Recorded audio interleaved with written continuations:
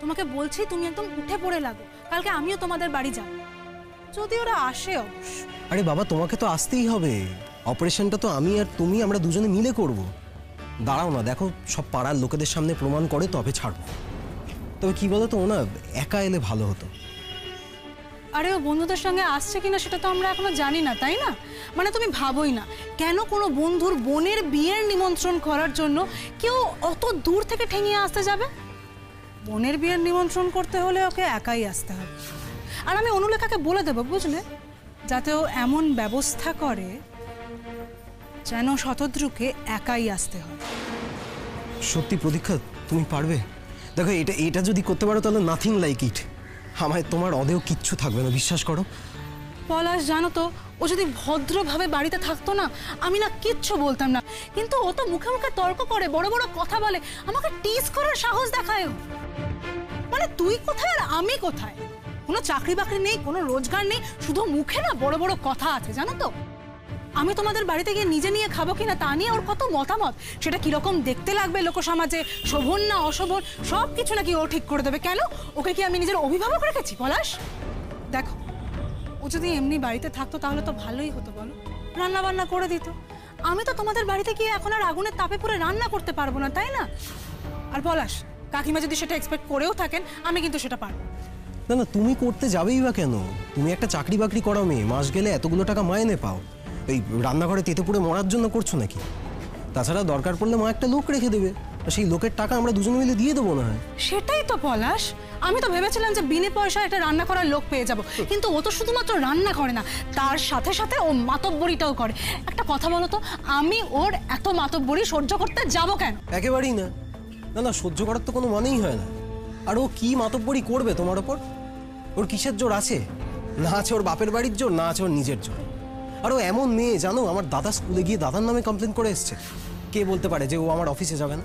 তার তো কোনো গ্যারেন্টি নেই। আর ঠিক এই কারণেই আমি ওকে এই বাড়ি থেকে তাড়িয়ে তবে ছাড়বো। এই বাড়িতে আমি ওকে থাকতে দেবো না। শোনো, মোট কথা হচ্ছে আমার দাদার সঙ্গে ওর ছাড়াছাড়িটা করিয়ে দিতে হবে, ব্যাস। আর এরকম একটা ঘটনা ঘটলে আমার তো মনে হয় না যে দাদা আর ওর দিকে ফিরে থাকা। তাহলে অপারেশনটা কালকেই হচ্ছে, তাই তো? আচ্ছা পলাশ, কাকিমা যেন কবে ফিরবেন? পরশু না? আসুক, উনি এসে ওনার নতুন বউয়ের কীর্তিকলাপ শুনুন। যা বলেছ। তারপরে মা আর নিশ্চয়ই বলবে না যে ওই মেয়েকে ঘরে রাখ। সে মাকেও যত টাকাই দিক, 30,000 20,000 যাই হোক না কেন, মা ওকে ধরে নিয়ে গিয়ে সোজা বাপের বাড়িতে তুলে দিয়ে আসবে, চরিত্রহীন মেয়ে বলে দাগি। তাছাড়া ওই পাড়ার বউগুলো হয়েছে দেখো না, সারাক্ষণ ওর পেছনে খালি ধুনা দিয়ে যাচ্ছে। ওদের যে কিসের এত ইন্টারেস্ট আমি না বুঝতেই পারি না। আমার তো মনে হয় ওদের নিজেদেরও প্রত্যেকের কিছু না কিছু কীর্তিকলাপ আছে, তা নাহলে এরকম কেন করবে? পাড়ার লোকজন কি করবে? তোমার দাদা যদি চরিত্রহীন বউয়ের সঙ্গে থাকতে না চায়, তাহলে পাড়ার লোক এসে বলবে আর তোমার বৌদির চরিত্র ভালো হয়ে যাবে। সেটা তো হয় না, বলো। কিন্তু একটা জিনিসও করতে পারে, তোমার দাদা যদি থাকতে না চায়, পাড়ার লোক তোমার দাদাকে বাধ্য করতে পারে, জানো তো। সুতরাং বিষয়টা তোমাদের খুব শক্ত হাতে ধরতে হবে। পাড়ার লোককে কিছুটা এন্ট্রি দেওয়া যাবে না। আচ্ছা, কে এন্ট্রি দিতে যায় বলো তো? ও যা ডেঞ্জারাস মেয়ে, ও তো দাদা স্কুল অবধি পৌঁছে গেছে। কে বলতে পারে যে ও থানায় যাবে না? থানায় গেলে যাবে, কিন্তু বউ যদি চরিত্রহীন হয়, সেই বউয়ের সাথে তো আমি থাকবো না, তাই না? অবশ্য আমি জানি ও ঠিক দাদার থেকে খোরপোশ আদায় করে তবে ছাড়বে। ও যা বাজে মেয়ে। তাতে তোমার কি পলাশ? তোমার দাদা যদি খোরপোশ দেয় তাহলে ও নেবে, তাই না? আমাদের উদ্দেশ্য হচ্ছে ওকে বাড়ি থেকে তাড়ানো। দেখো, এত কিছুর পর তো আমরা আর ওর সাথে ঘর করতে পারবো না একসঙ্গে, তাই না? তার জন্য যা যা করতে হয় আমাদেরকে তাই করতে হবে। তার জন্য না এটা প্রমাণ হওয়া দরকার যে ওর অন্য কোথাও অ্যাফেয়ার আছে, এবং বাড়িতে যখন কেউ না থাকে ওর বয়ফ্রেন্ড বাড়িতে আসে, বা ধরো আসা যাওয়া শুরু করেছে, আমাদের সেটাই হাতে নাতে ধরতে হবে। ঠিক ঠিক বলেছো। সত্যি তোমার কি বুদ্ধি গো। যা পলাশ, সারা জীবন না আমার এই বুদ্ধির উপরে অহংকার করো। আমি যা বলবো সারা জীবন সেটাই শুনবে, হ্যাঁ? ও আর একটা কথা, তুমি না নিজের কথা আমার ওপর চাপাতে যেও না। তুমি হচ্ছে গোয়ার গোবিন্দ, তোমাকে আমি যা বুদ্ধি দেবো তাতেই তুমি চলবে। দেখবে তরতর করে উপরে উঠে গেছো। সে তো আমি সবসময় মনে মনে মেনেই চলি ডার্লিং। তুমি চিন্তা করো না। আচ্ছা, কালকের অপারেশনটার জন্য তাহলে কিন্তু ওয়েট করছি। হ্যাঁ, তুমি আমাকে জানাবে, তারপরেই আমি সঙ্গে সঙ্গে অফিস থেকে বেরিয়ে যাব। 8 ঘন্টার ডিস্টেন্সে আমি থাকবো, তুমি সেই মতন কিন্তু প্রিপারেশন নেবে, ঠিক আছে? আরে বাবা হ্যাঁ, তুমি চিন্তা করো না, এলেই কি আর সঙ্গে সঙ্গে চলে যাবে না? মৌমাছি বলে কথা, ফুলের সব মধু খাবে তবে তো যাবে নাকি?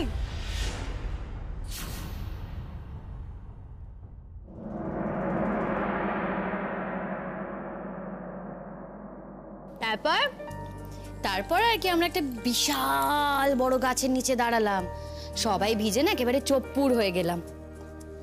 সবাই মানে কে? তো বন্ধুরা? আমি আর আমার বন্ধুরা বাড়িতে না বলে চুপি চুপি সিনেমা দেখতে গিয়েছিলাম। তো তাড়াতাড়ি তো বাড়ি ফিরতে হবে, না হলে বাড়িতে সবাই জিজ্ঞেস করবে যে কলেজের পর কোথায় গিয়েছিলি, ধরা পড়ে যাবো তো।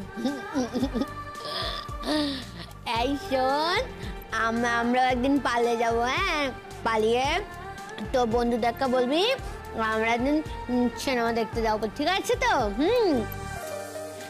আমার মা বুড়ি থেকে লুকিয়ে আর আমার 2 ভাই ওরা আমাদেরকে খোঁজার আগেই আমরা ঘুরে সিনেমা দেখে বাড়ি চলে আসবো।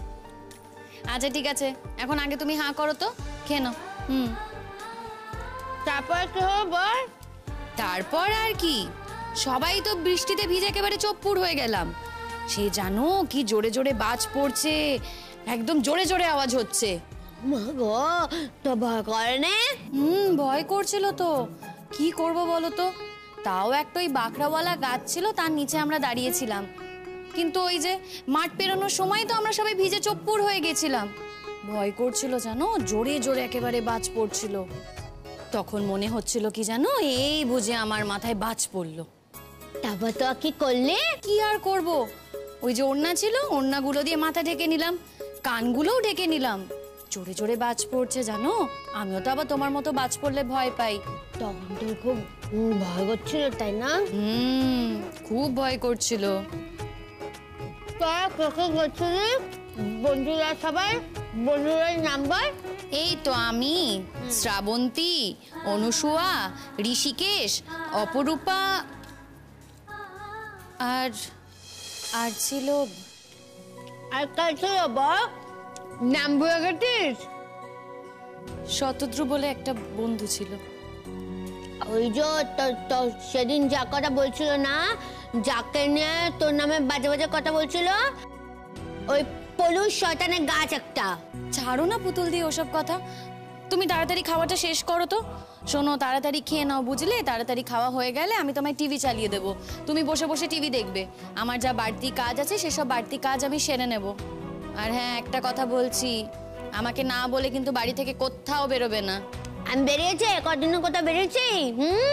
আমার মা বইটা বাড়িতে নেই, আমি কি কোথাও বেরিয়েছি নাকি? আমার মা বইটা তো আনন্দ করে আমাকে ছাড়া ঘুরু ঘুরু করতে গেল, আমার চিন্তাই নেই তার। কোথায় আমার একটা খোঁজ খবর নেবে ফোন করে, কই তা নিল না তো। মার জন্য মন কেমন করছে। What a surprise! কতদিন পর তোর সাথে দেখা বলতো? তা তো হবেই, তাছাড়া কিভাবে দেখা হবে বলতো? ওই সকাল থেকে রাত অবধি চাকরির জাঁতা গলে পিষে যাচ্ছে। আরে বাবা, শনি রোববারটা তো ছুটি থাকে। না ম্যাডাম, আমার চাকরিতে শনি রোববার কোনো ছুটি নেই, নিজের চাকরির সাথে গুলিয়ে ফেলবেন না। আমার কথা বাদ দে, একটা রিসেপশনিস্টের জব পেয়েছি, আজ আছে কাল নেই, এখন শনি রোববার ছুটি, 2 দিন পরে সব দিনই ছুটি করে দেবে। তবু তো তুই কিছু একটা পেয়েছিস, আমরা তো এখনো কিছু পেলাম না। কি রে অনুলেখা, তুই চুপ করে আছিস কেন? তুই বল, তুই তো আমাদের সবার আগে চাকরি পেয়েছিস, আর এতদিন তোর তো পাত্তাই পাওয়া যায়নি, আজকে হঠাৎ? বারে এসেছে তাতেও তোরা বলছিস, আর যখন আসতে পারছিলাম না তখন তোরা কথা শোনাতিস। না, তুই তো শিমুলের বিয়েতেও এলি না। না মানে শিমুলের বিয়েতে আসা হলো না, আসলে তখন অফিস থেকে ছুটিই পাইনি, নতুন চাকরি তো তাই না। আসলে অনেকদিন পরে একটা ছুটি পেয়ে গেছি, তাই ভাবলাম পুরনো বন্ধুদের সাথে একটু দেখা করতে আসি। তারপর শুনলাম শতদ্রু আসছে, তাই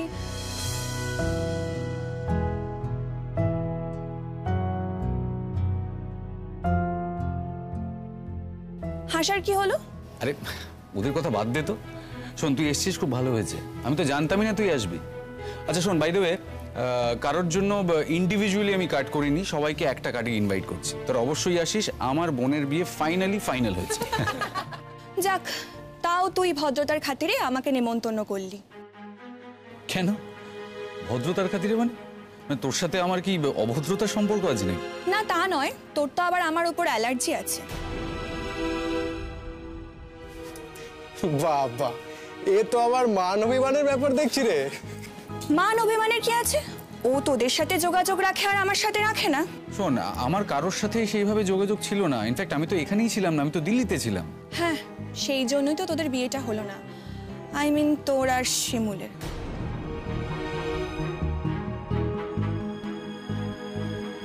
না, তার জন্য নয়। যাকে ওই চ্যাপ্টারটাকে বাদ দে না। আচ্ছা বাদ দে, নেমন্তন্ন করতে এসেছিস, কার্ডটাই তো দিচ্ছিস না। দে কার্ডটা দে, ভালো করে হাত জোড় করে নেমন্তন্ন কর। হ্যাঁ, আমরা ওয়েট করে আছি, তুই কখন আমাদের নেমন্তন্ন করবি? ওকে, বাট অনেস্টলি বলছি, তোদের সকলকে যে এইভাবে একসাথে এখানে পেয়ে যাবো আমি ভাবতেই পারিনি। ভাই, সবাইকে না একসাথে এমনি এমনি পাওয়া যায়নি, আমাদেরকে প্ল্যান করতে হয়েছে। কিন্তু খুব মিস করছি জানিস তো, শিমুলটা নেই। শিমুল থাকলে একদম জমে যেত। বাই দ্য ওয়ে, তুই শিমুলের কার্ডটা কি করে দিবি? শিমুলের কার্ড? না আসলে শিমুল তো আসতেই পারবে না। আমি শুনেছি নাকি ও এখন ঘোর সংসারী হয়ে উঠেছে, তাই জন্য আমি ওর কথা ভাবিনি। এটা কি করলি তুই? আমাদের সবাইকে ইনভাইট করলি আর শিমুলকে করবি না? ও যখন জানতে পারবে তখন তোর খারাপ লাগবে। হ্যাঁ, অনেকদিন বাপের বাড়ি আসে না ঠিকই, কিন্তু একদম যে আসবে না তা তো নয়। বলে কি লাভ বলতো? তুই তো নিজেই বললি ও তো নিজের বাপের বাড়িতেই আসে না, আমার বোনের বিয়েতে কি আসবে? তোর ডিউটি তুই কর। অবশ্য ওকে শুধু এখন একা বললে তো আর হবে না, ওর বিয়ে হয়েছে। হ্যাঁ জানি, ওকে বললে ওর হাজবেন্ডকেও বলতে হবে। অবশ্য তাতে আমার কোনো অসুবিধা নেই, আমি ইনভাইট করতেই পারি। ওর হাজবেন্ডের নাম্বারটা থাকলে ভালো হতো। তোদের কারোর কাছে আছে? এই তুই ফোন করে বলবি নাকি? আর তোর সাথে আলাপ নেই, পরিচয় নেই, তুই ফোন করে বললে কেন আসবে? তোর তো বাড়িতে গিয়ে বলা উচিত। এক্স্যাক্টলি, জানা গিয়ে বাড়িতে বলে আয়। বাহ, তোদের তো নিজেদের ইনভিটেশন নিয়ে কোনো আগ্রহ দেখছি না। শিমুলকে কখন ইনভাইট করবো সেই নিয়ে তোদের আগ্রহ বেশি। আগে নিজেদের ইনভিটেশনটা নে। দাঁড়া, এই নে, সবাইকে একসাথে ইনভাইট করলাম। এবার বল কার হাতে দেবো? আচ্ছা না, দাঁড়া, আইডিয়া, সবাই একসাথে হাত রাখ। এই নে, তোদের সকলকে ইনভাইট করলাম, ঠিক আছে? বেশ। আচ্ছা শোন, সকাল থেকে আসলে খুব খুশি হব। আমি জানি না কে আসতে পারবি কে আসতে পারবি না, অত ফর্মালিটি আমি করতে পারছি না, মন থেকে বললাম। ইনফ্যাক্ট বাড়ির লোককে আমি জানিয়ে রেখেছি, সব বন্ধুরা সকাল থেকে আসবে, খাবে দাবে, ঠিক আছে? আমরা তো বেকার বাউন্ডুলে, আমাদের আর কি কাজ? তবুও একদিন সকাল সকাল বাড়ি থেকে বেরোনো হবে। চেষ্টা কর, পেয়ে যাবি চাকরি, ঠিক পেয়ে যাবি। সত্যি রে, একটা চাকরির খুবই দরকার। বাবা মার অন্ন ধ্বংস করতে যে কি খারাপ লাগে, ওরা তো বোঝে না। সবার ব্যবহারগুলো বদলে যায় এই সময়। আর তাছাড়া বিয়ে ঠিক না হলেও দোষ, কথা শুনতে হয়। আচ্ছা বলতো, বিয়ে ঠিক হওয়া না হওয়াটা কি আমাদের ওপর? কেউ যদি এসে আমাদের পছন্দ না করে চলে যায়, আমরা কি করব? অনুলেখাই ভালো, পরীক্ষা শেষ হতে না হতেই চাকরি পেয়ে গেছে। অনুলেখা ওর বাবার চাকরিটা পেয়েছে, তাই এত তাড়াতাড়ি পেয়েছে। ওকে তো স্ট্রাগলই করতে হয়নি। চাকরিটা পেতে হয়তো আমাকে স্ট্রাগল করতে হয়নি, কিন্তু টিকিয়ে রাখতে আমাকে অনেক স্ট্রাগল করতে হয়। তোরা যেমন আনন্দ করতে পারিস, আমি তেমন পারি না। তখন আমি অফিসে গিয়ে চাকরি করতে হয়। বাবা, মাসের শেষে মাইনেটা তো পাস, সেই আনন্দটা কি কম নাকি বল? মায়ের জন্য মন কেমন করছে না? দেখো, এটাই তো স্বাভাবিক, মায়ের জন্য তো মন কেমন করবেই। দেখো, মা এত দূরে গেছে, যেখানে গেছে সেখানে হয়তো নেটওয়ার্ক নেই, ফোনে পাচ্ছে না। আমাদের হয়তো ফোন করেছে, ফোন লাগেনি, তাই না? মা চলে আসবে তো। বইটা খুব খারাপ, তোকে খুব জ্বালায়, তাও আমার বইটার জন্য না মন কেমন করে জানিস তো? কেন বলতো? বইটা না একটু একটু ভালো, ওর না ভালোগুলো সব চাপা পড়ে আছে খারাপগুলোর নিচে। তো একটা কাজ করবি, হ্যাঁ, খারাপগুলোকে সব ছুঁড়ে ফেলে দিয়ে ভালোটাকে বের করে আন দেখিনি। কেন হাসছিস? কেন আমি হাসি মতো কথা বললাম? আচ্ছা, আমি কি তোমার মায়ের সবসময় খারাপ করে বার করি? হ্যাঁ, তুমি যে কি বলো না। দেখো, মানুষটা হয়তো আমার সাথে খারাপ, কিন্তু পুরো দুনিয়ার সাথে তো সে আর খারাপ নয়। তোর সাথে এবার কেন খারাপ হতে যাবে শুনি? তুই কত ভালো একটা মেয়ে, কত মিষ্টি মেয়ে। আমার খুব খারাপ লাগে জানিস তো, আমার খুব কষ্ট হয়, আমার খুব লজ্জা লাগে। তোর ওপর যখন ওরা সবাই অত্যাচার করে, তোকে খারাপ খারাপ কথা বলে না, আমার খুব কষ্ট হয়। তুই আমার কত যত্ন করিস, আমাকে কত ভালোবাসিস, তাও ওরা তোর সাথে কত খারাপ ব্যবহার করে। এটা কি উচিত বল? ও ঠিক আছে, ওই নিয়ে আমি আর কষ্ট পাই না। যার কপালে যা আছে তা তো হবেই। তা অবশ্য ঠিক, মাসের প্রথমে যখন মাইনেটা পেয়ে যাই না, তখন নিজেকে মনে হয় মহারানী। কোথাও কোনো দুঃখ নেই, বিষাদ নেই, কিচ্ছু নেই। অবশ্য কি বলতো, 15 দিন পর থেকে না ঘ্যামটা একটু পাতলা হতে থাকে। বাবা, তোর তো তাও 15 দিন অবধি চলে। আমার তো পরের সপ্তাহে যেন মনে হয় খালি হয়ে গেল। মানে এটা কিনছি তো এটা কিনছি, মানে কেনার যেন আর শেষই হয় না, ইচ্ছেটা বাড়তেই থাকে। তোদের ব্যাপারটা নয় একরকম, তোরা কেনাকাটি করে শেষ করে দিতে পারিস, কিন্তু আমাদের তো একটা রেসপন্সিবিলিটি আছে ভাই। চাকরি জোগাড় করতে না পারলে না বেশিক্ষণ বাড়িতেও থাকা যায় না। বাবা কিছু বলবে, নইলে মা কিছু একটা করতে বলবে, এমন ভাবে বলবে যেন ইচ্ছে করে কিছু করছি না। এইসব সময় বাবা মারা কেন যে এত অবুঝ হয় ভগবান জানে। দেখ, প্রত্যেকের জীবনেই এই টাইমটা আসে, প্রত্যেকেই কষ্ট পায়। আবার চাকরি পেয়ে গেলে বা কাজের মধ্যে ঢুকে গেলে সেই কষ্টটা ভুলেও যায়। ইনফ্যাক্ট আমার জীবনে এই কষ্টটা অনেক আগেই চলে এসছে। তখন আমাদের ফ্যামিলিতে একটা ক্রাইসিস চলছে। যাক, থ্যাঙ্কফুলি সেটা কাটিয়ে উঠতে পেরেছি। তোরাও কাটিয়ে উঠবি। যাবি নাকি শিমুলদের বাড়িতে? এই, তোদের কাছে শিমুলের অ্যাড্রেসটা আছে? দে না। আমার কাছে আছে, আমি দিয়ে দিচ্ছি। না, বলছি শোন না, তোরা কেউ আমার সাথে যাবি? তুই কবে যাবি? দেখ, আমার হাতে তো আর সময় নেই, গেলে আজই যেতে হবে। বাবা, এতদিন পরে যাচ্ছিস, তা একা একাই যা না, বন্ধু বান্ধবদের নিয়ে যাওয়ার কি হয়েছে?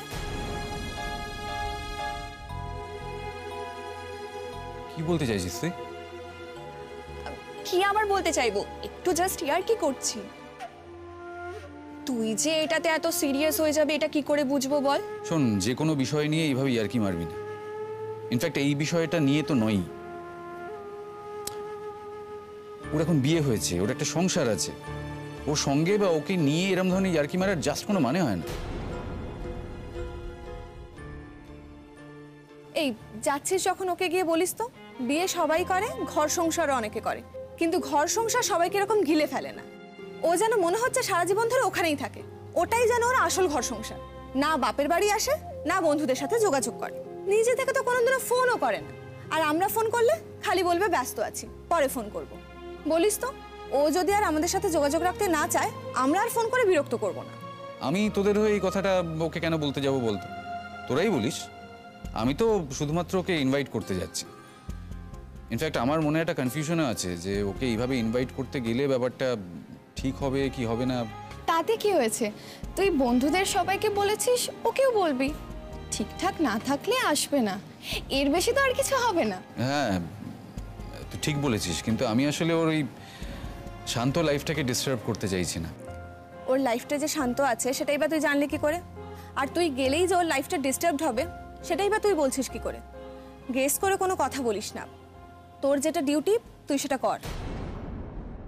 হ্যাঁ করো। আমি খাবো না, আমার পেট ভরে গেছে। আরে খাবে না মানে? লক্ষ্মী মেয়ে, দুটো তলায় পড়ে আছে, খেয়ে নাও। না, বউ বললাম না খাবো না।